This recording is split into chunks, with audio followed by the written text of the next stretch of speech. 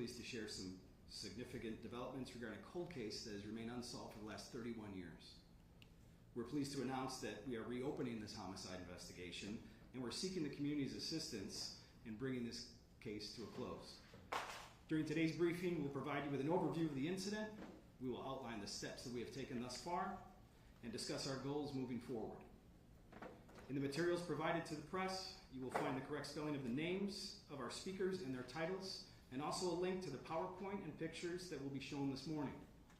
We appreciate your interest in this case. We kindly ask that you hold your questions until the end during the designated Q&A session. Our aim is to address all inquiries related specifically to today's topic, so please keep your questions focused on this case. We appreciate your understanding and look forward to your participation. Thank you. And now I'd like to introduce our first speaker, Kenosha County Medical Examiner, Patrice Hall.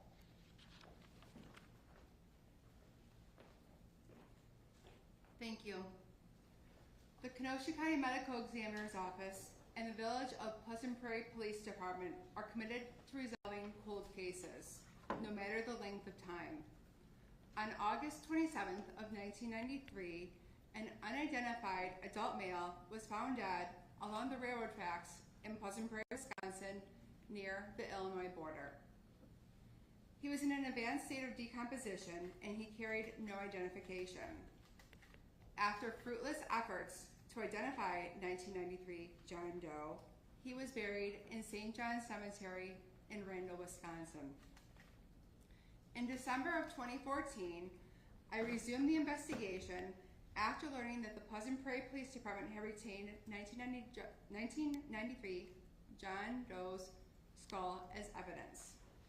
Over the past 9 years, our office and the Pleasant Prairie Police Department have diligently worked together with numerous agencies throughout the United States in the hopes of identifying 1993 John Doe.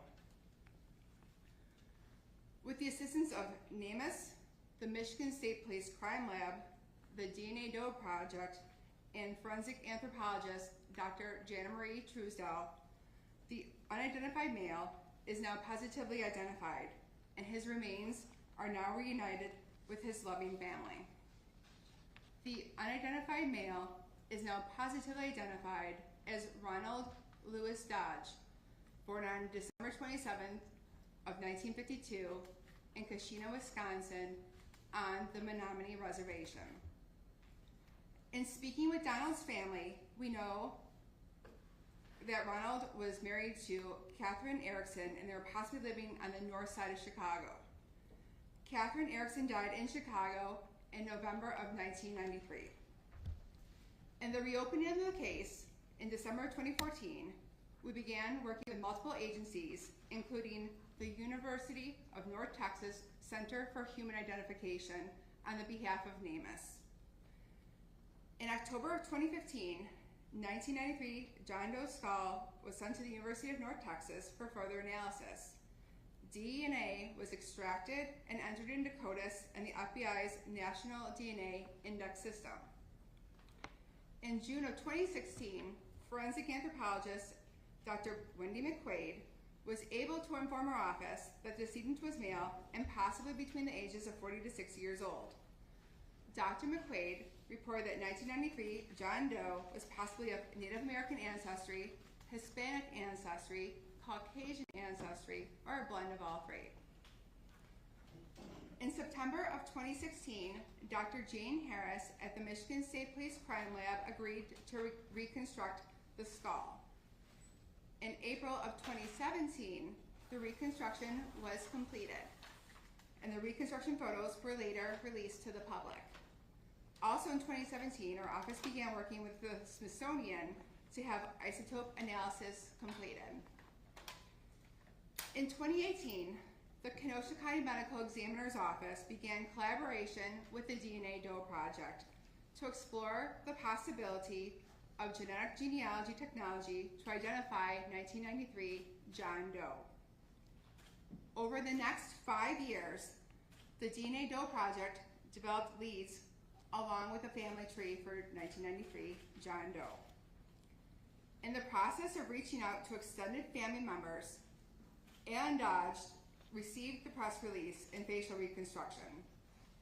On June 5th of 2023, Alan contacted and informed me that his brother, Ronald Lewis Dodge, had been missing since May 8th of 1993. With this new information, DNA samples were obtained from Alan Dodge and his sister, Roberta Bovine. On September 22nd of 2023, Ronald's remains at St. John's Cemetery were exhumed and underwent extensive testing and analysis by forensic anthropologist Dr. Jana Marie Truesdell. On May 31st of 2024, after extensive DNA testing, Ronald Dodge was confirmed to be the missing sibling of Alan and Roberta. The Kenosha County Medical Examiner's Office remains committed to identifying those individuals who do not have their name.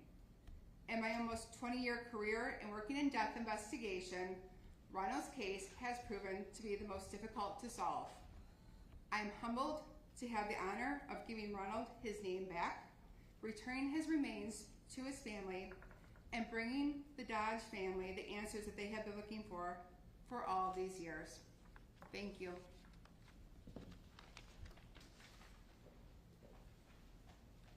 Next, you'll be hearing from Chief of Police David Smetana.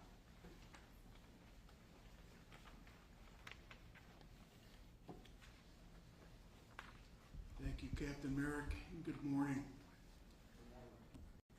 On this date in 1993, Pleasant Prairie police officers responded to a remote site near the Sioux Line Railroad off of ML. At that site, the remains of a male individual were located by a party engaged in recreational photography. The scene was thoroughly processed, and the human remains were documented and transferred to the Kenosha County Medical Examiner's Office.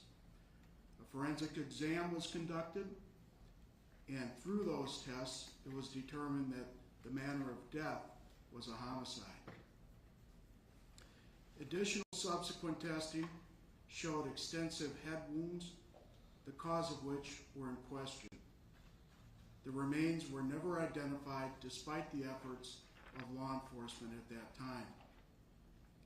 In 2014, a meeting took place between Pleasant Prairie Police Department Detective Bureau and Kenosha County Medical Examiner Patrice Hall. During that meeting, this cold case was mentioned, and the artifacts from the case were transferred to the medical examiner for further testing, all in hopes of identifying the remains of the deceased individual.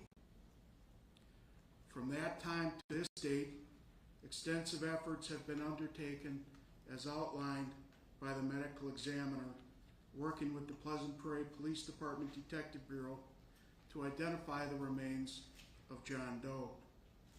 Our goal from the beginning was to identify the person in this case.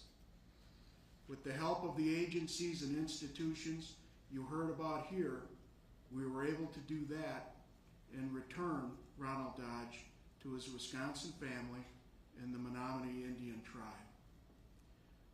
Our work now continues. In the case, as the latest forensic testing has determined that Ronald Dodge suffered a gunshot wound near the time of his death. Our detectives are requesting anyone with information on this case to come forward and help our agency bring justice to the Dodge family. Ronald Dodge was known to frequent the city of Chicago around the time of his death. So, we are asking for the public's help.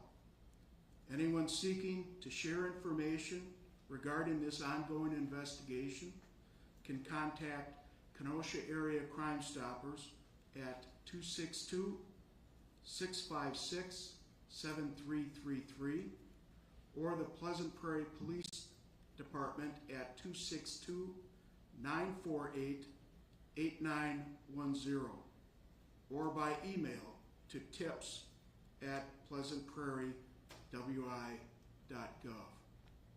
Thank you.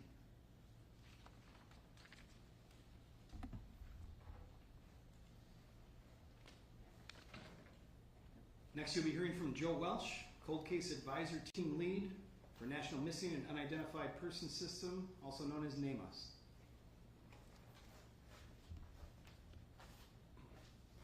Thank you. Good morning. This case was entered in the NamUs database as a data import in 2009. Between 2009 and today, we have provided a series of forensic services for this case, including dental and tattoo images in 2014, forensic odontology coding and anthropological review in 2015, DNA processing in 2016, and even a clay reconstruction at the request of a NamUs staff member in 2017. When a new lead was generated in 2023, courtesy of our friends at the DNA Doe project, we continued our support in the form of DNA testing on family reference samples and allele table comparisons. As with every case that we support, we are proud of the fine work done by investigating agencies, allied forensic professionals, NamUs staff members, and all the people who came together to resolve this case. Since 2007, the National Missing and Unidentified Person System, or NamUs, has operated a powerful resource hub and a nationwide community tool to use to resolve missing, unidentified, and unclaimed person cases. Recognized as the first federally funded central repository in support of this mission, NamUs was created by the National Institute of Justice, or NIJ, in response to a community-wide call to improve communication between local, state, and federal agencies and the public to share critical information, collaborate on further investigations of missing and unidentified persons. The NamUs program serves as a liaison between state, local, and tribal agencies, medical examiners, coroners, and the FBI to collect, analyze fingerprints and DNA in support of unidentified persons cases. In accordance with the Missing Persons and Unidentified Remains Act of 2019, the NamUs program provided the following services to any local, state, tribal, or federal agency with the overall goals of the NamUs mission. Access to NamUs, which serves as a nationwide clearinghouse for offering free, secure, easy-to-use online technology to help expedite case associations and resolutions. Outreach training and technical support to help users identify, review, and enter missing, unidentified, and unclaimed person cases. Investigative support through case consultation and support criminal justice efforts to drive missing and unidentified persons for case resolutions. And finally, free of charge forensic services with the end goal of identifying human remains as belonging to individuals reported missing by family members and loved ones. Thank you.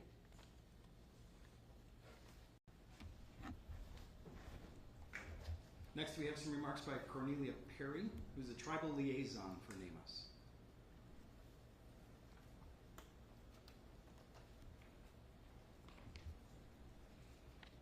Good morning. Tohedli Nishna Kachili Bashichin, Fotsani Nashiche, Dot Ashche Nashinala. I'm Adina from the Navajo Nation from Wikichigai, Arizona. Over the last few years, NamUs and NIJ have dedicated resources specifically to support tribal communities. NIJ is aware of the cultural needs and sensitives surrounding indigenous communities and missing persons.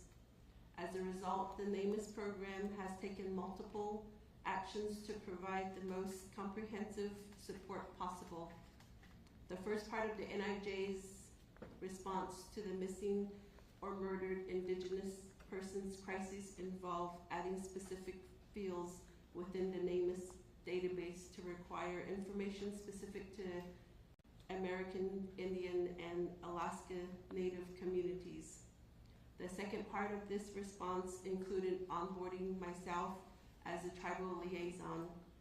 As a tribal member of the Navajo Nation and former missing person investigator, I am uniquely positioned to support tribal agencies and community members in understanding the benefits the NamUs program affords them.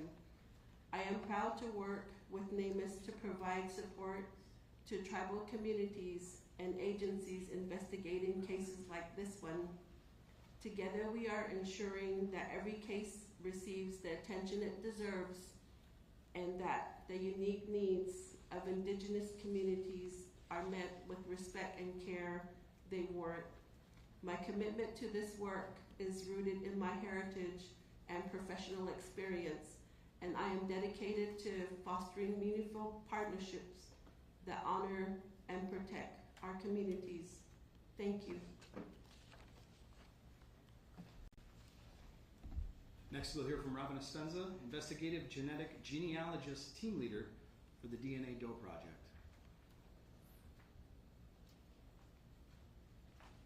Good morning, everyone. Thank you for being here today. I'm honored to be here to help share this important update with you. The DNA Doe project is a national nonprofit organization that began in 2017. We use DNA and genealogy to identify John and Jane Does, a process that is now known as investigative genetic genealogy. We have over 100 expert genealogists who volunteer their time and expertise. We have identified over 120 unidentified human remains to date. In 2018, Kenosha County Medical Examiner Patrice Hall reached out to the DNA Doe project. Kenosha John Doe became our 33rd case. This was a very difficult case. It took more than 3 years of lab work to get a DNA profile that we could upload into the 2 databases we had access to, GEDmatch Pro and Family Tree DNA. Once uploaded, we realized Kenosha John Doe was Native American, a population extremely underrepresented in the DNA databases. However, we were able to build some family trees of distant DNA relatives. We found common ancestors several generations back among these trees, which tells us that these ancestors are also in the trees of our John Doe. We took these common ancestors and built our trees forward in time to look for anyone that wasn't unaccounted for. This very detailed work led us to the Menominee tribe. We then shared some of our closer matches with Patrice, and she made contact and shared his reconstruction photo. It was not long before a close family member came forward. Then Ronald Dodge's identity was confirmed with the DNA of his brother. I want to thank Patrice Hall for allowing us to partner with her on this case. Thank you for never giving up on Ronald Dodge after all these years. I'd also like to acknowledge the contributions of the entire DNA Doe project team, as well as those who worked behind the scenes to support us. We'd like to express our deepest condolences to Ronald Dodge's family and loved ones. We know this is a bittersweet resolution, and our hearts go out to all who are missing him. Thank you.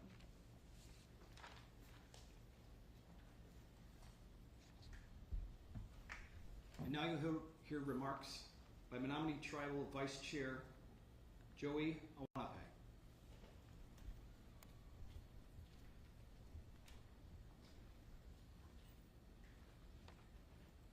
Naha waiwan and katanani mua wai yoske spiataria komanani wak matamosak. Ni waiwan took a sim met say capo quaisa safe to wiak a com tapono awak a com wiak and it quaisa no kiwak. Catch ni manini done mashik that catch ni waiwan took a sim a komanani wak matamosak capo quaisa safe to wiak.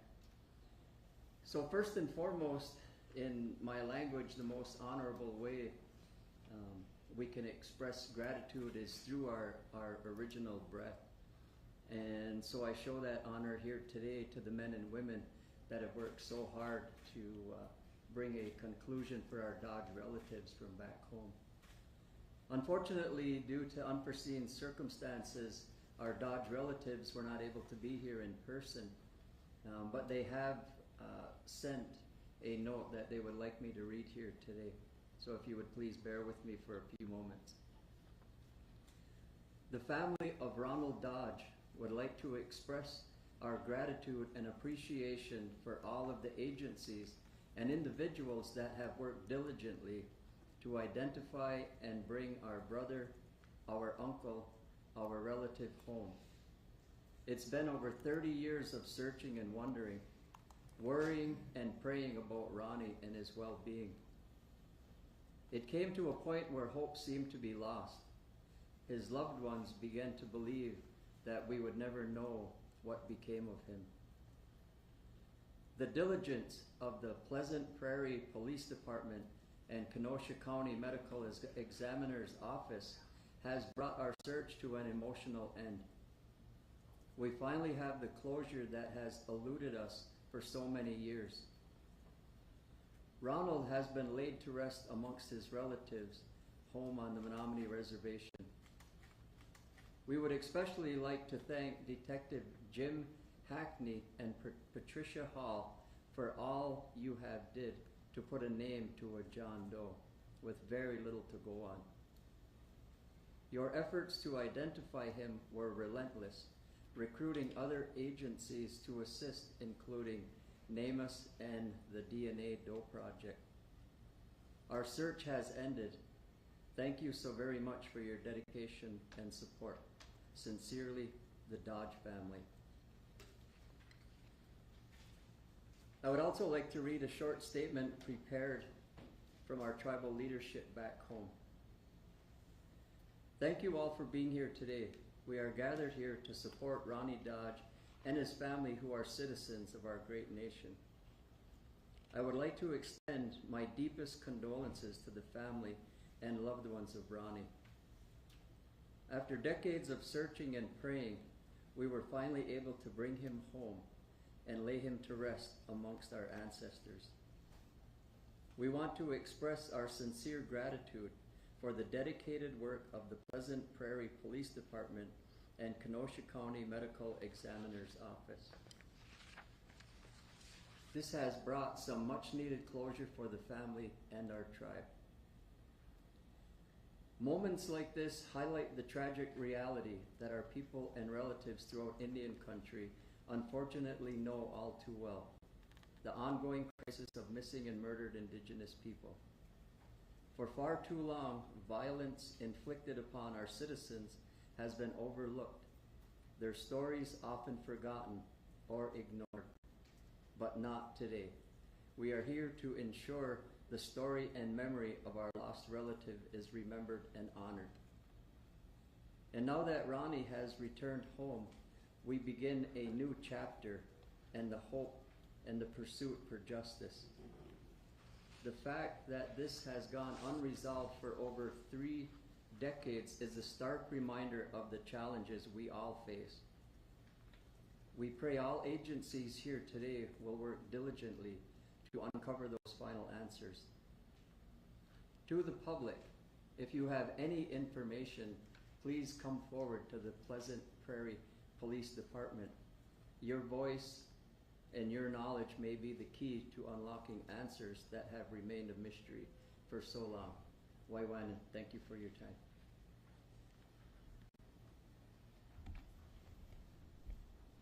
Thank you. At this point, we'll open it up to the news agencies for Q&A. Could someone speak to, when you're putting together this pool of people to try and then trace forward in time and connect, how large is that pool that you're starting with, and how many paths does it take you down until you finally get to a point where you feel comfortable that this is the area that we're looking at? Can you step up to the dais, please? Does anybody want to? Go ahead. Yep, please. Hi, thank you for your question. So that depends on how many testers actually do their DNA and put it into those 2 specific databases that we could use.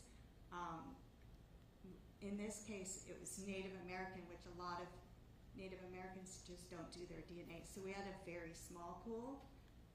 If it was somebody who was born maybe in, their family's been in America for several hundred years, piece of cake, because we're going to get closer matches, and it's easier to build the trees back. In this case, there weren't very many matches, so all of the matches that we had were farther distance away from the doe. So it took a lot of years and time, and yeah, so I hope that answers your question. For Patty, I guess the question would just be sort of what would drive you to sort of do this project? You said it took multiple years and I assume quite a lot of effort. Is there any particular reason that you felt sort of driven to take on that effort? Thank you. As you know, I've been here since 2011, and over the years we've had several John Doe cases, and we have been able to solve those cases and bring a resolution to the family and give the person their name back. And that is something that I have been passionate about for a number of years, and it's something that I still am passionate about. Everybody deserves to have their name returned to him. And as I mentioned, I've been an investigator for almost 20 years now, and it's just something in me that I just have a drive to. I just keep going. I just keep going until I get that answer. That's how I operate. So. Yeah. Chief, are there any theories surrounding his death, and what kind of information would you be interested in if public could find anything that could help? Thank you. As far as investigative leads, as this is an open investigation at this point, we don't want to detail too much of the evidence we've got.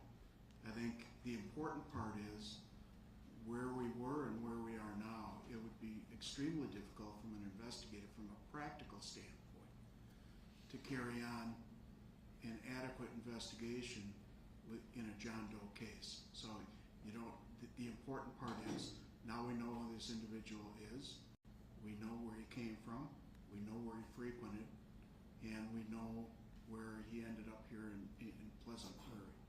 So that's where the investigation will start, with absolutely having a positive identification of that individual, requesting the public's help for anybody that would have known him, whether along the way from Menominee Indian Reservation down to Chicago, and anybody that would have had contact with him that now recalls that contact. So we'll be taking it step by step. And as in any police investigation, once you start developing leads, those leads lead to additional information or leads that you're going to be able to follow up on. So that's what we're hoping for at this point. Chief, you kind of hit on it there, but would you consider this the biggest break in this case for you guys from an investigative standpoint? Absolutely, because you can't, from a practical standpoint, you can't start an investigation with not knowing who the individual was. So that's the first pertinent bit of information. So you can determine manner of death, you might be able to determine cause of death, but without identifying who the individual is and where they may have visited, or the circle of friends they had, or the circle of acquaintances they had, you're kind of stuck at that. So we're thrilled to have this new information and kind of a new start to this investigation. Chief, a lot of the cold cases in this area, since we're right on the border, a lot of police departments in this area believe that sometimes the murder occurred in Illinois and the bodies were kind of dropped off in your jurisdiction to maybe avoid some kind of jurisdictional issue. What kind of assistance do you expect from Illinois law enforcement? Historically, Kevin, we've had great assistance from our counterparts south of the border. You recall prior investigations, large investigations we've had where we've connected up with those agencies. We're all working for the same thing. You end up working for the victims. They know that, we know that. So I would expect nothing but outstanding cooperation with whatever agency we're going to end up reaching out to in this case. Chief, when you came to the department in 2013, I mean, you'd already been in the area, but taking over in 2013, this case had been a cold case for years now. Right. And I'm sure there was a feeling, there was hoping that there would be an identification made, but I'm sure there was also in the back of your minds that there was a prospect that maybe this case would never be identified. Now that Ronald Dodge has been identified, do you think that what type of odds, I guess, are you hoping that there is a way to bring this case to some sort of resolution and justice? Well, it's difficult to give odds. I'm not a gambling man, but we've handled a number of difficult cases that in the beginning were looked at as, hey man, that's gonna be a tough one to solve, and we've done that. So I have all my hope is in my team, and the team that you've seen amassed here today. So I think that moving forward, I've got high hopes that we're going to bring justice to the Dodge family and have a successful conclusion on this case. That being said, this depends on the public's help. You know, we've got a limited amount of information that we're starting off with here.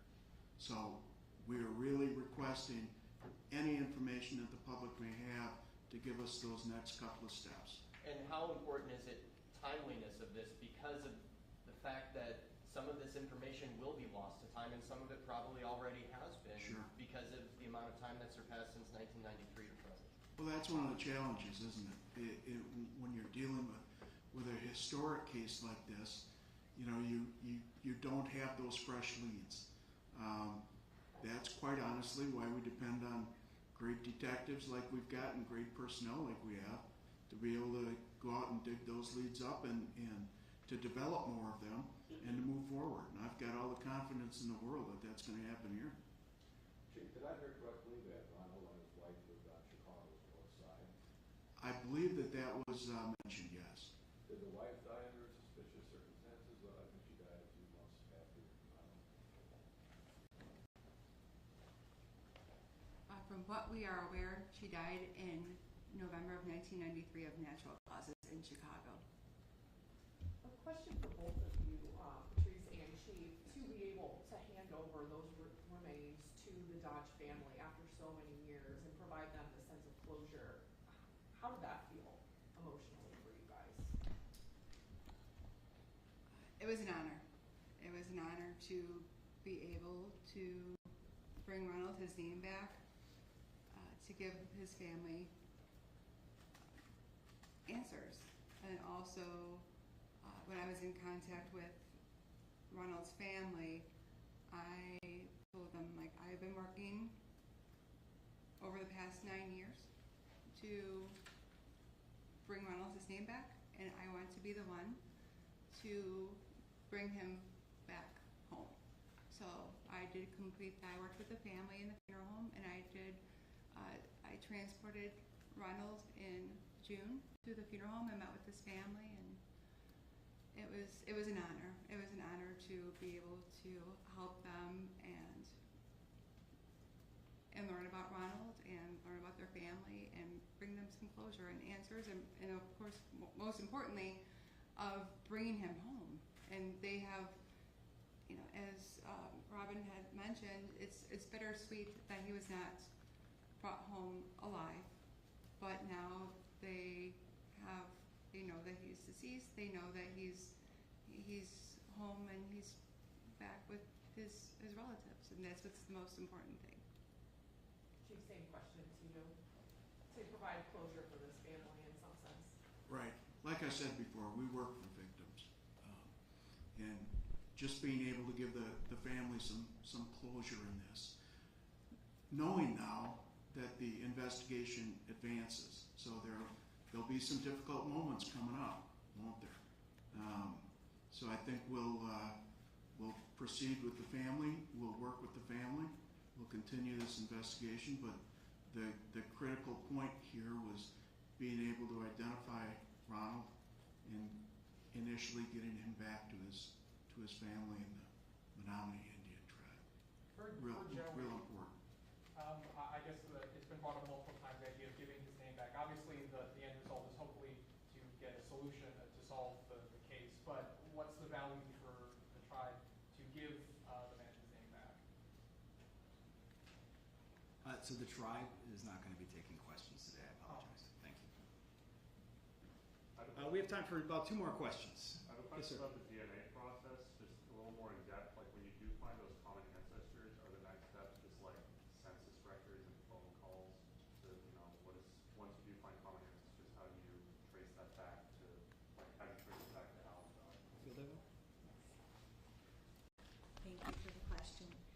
Yes, once we do identify common ancestors, we build the tree down, like a reverse family tree, back down to people that are living today. So we're looking for anybody who we can't identify as still living. So with this being a Native American case, it was hard to get those records of people that are living today. So we did have to reach out to some of our closer matches, and that's where we gained some traction. Patrice was able to do a lot of work with that. So. Sorry if you already answered this, but when was the exact date that you saw the name Ronald Dodge? What was the exact date of discovery of his name, if you know it? I think, Patrice, you might know the exact date. Well, there was.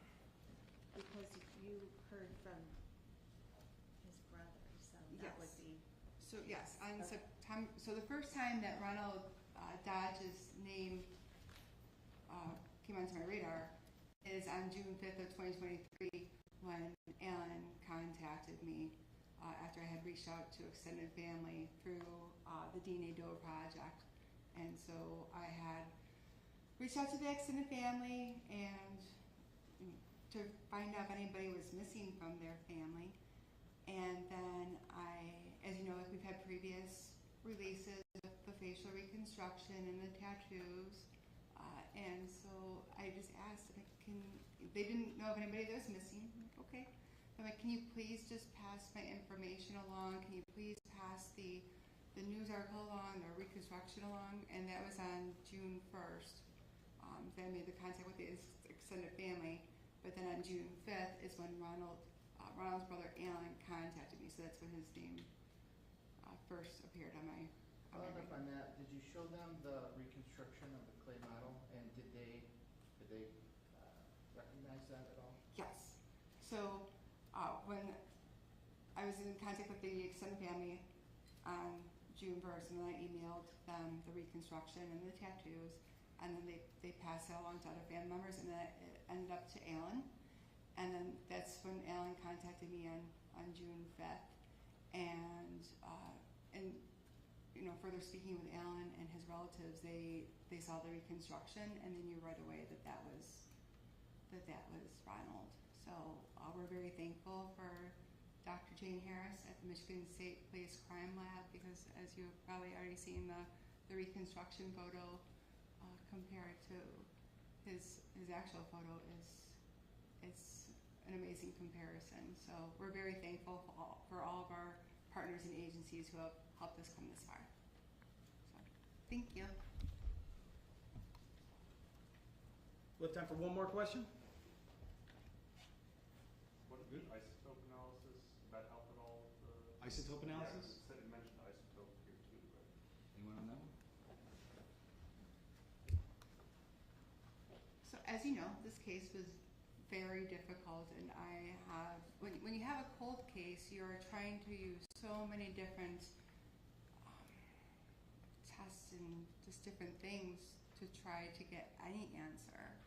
So we did, as I mentioned, we worked with the Smithsonian for isotope analysis, but that didn't really help us because the answers were really like a really big area of the United States, so it didn't help us narrow anything down. But I'm grateful for the technology that we had and for everybody's assistance to get where we are now. So, thank you. And with that, we'll conclude the press conference. But again, we really want to drive the point home that we are looking for the public's help for this. Joe, if you could put up that slide again with our tip line. So we have a tip line and an email address dedicated strictly to this case. Anybody with information in Wisconsin, Michigan, Illinois, Chicago area, if you may have seen him, known him, even just in passing, even if it's something little that you think might not be significant, it could be extremely significant to us, and we would love to hear from you. Thank you all for your time.